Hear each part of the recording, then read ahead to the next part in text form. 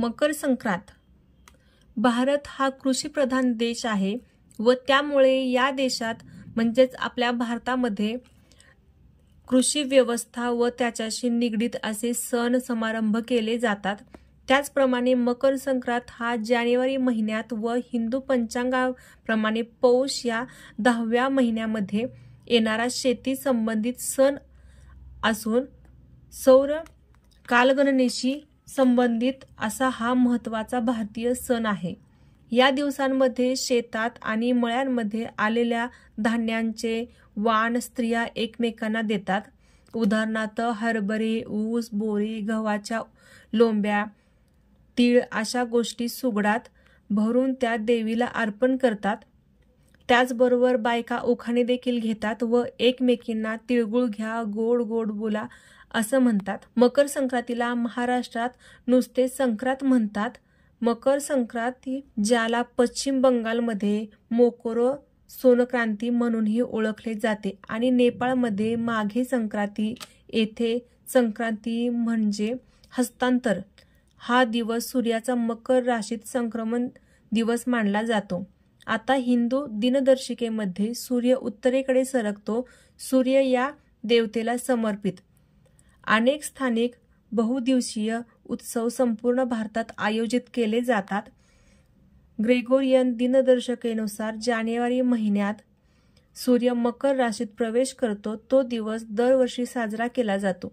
सूर्याच्या मकर राशीत प्रवेशाचा तो पहिला दिवस आहे. लीप वर्षामध्ये एक दिवस जोडल्यामुळे मकर संक्रांतीची तारीख थोडी बदलू शकते. लीप वर्षात ते 15 जानेवारीला येते, अन्यथा 14 जानेवारीला असते.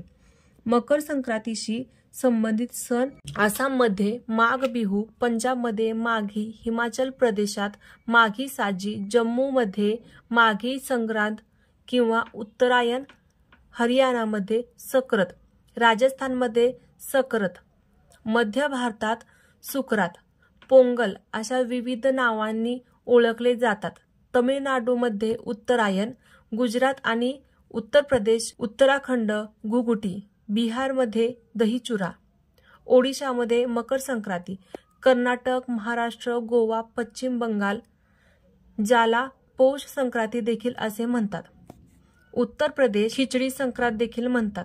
उत्तराखंड ज्याला उत्तरायणी देखील म्हणतात किंवा सोप्या भाषेत आंध्र प्रदेश आणि तेलंगणामध्ये संक्रांती, माघे संक्रांती नेपाळमध्ये म्हणतात. थिगियान म्यानमारमध्ये, मोहन सोंगक्रांत कंबोडिया आणि शिशुर सेनक्रांत काश्मीरमध्ये.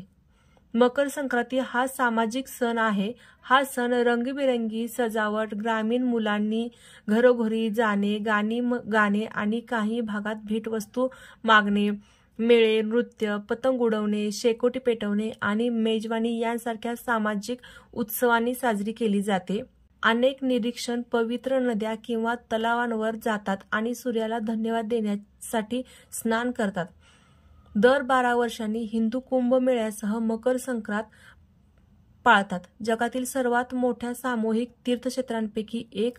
अंदाजे 60 ते 100 दशलक्ष लोक या कार्यक्रमाला उपस्थित राहतात.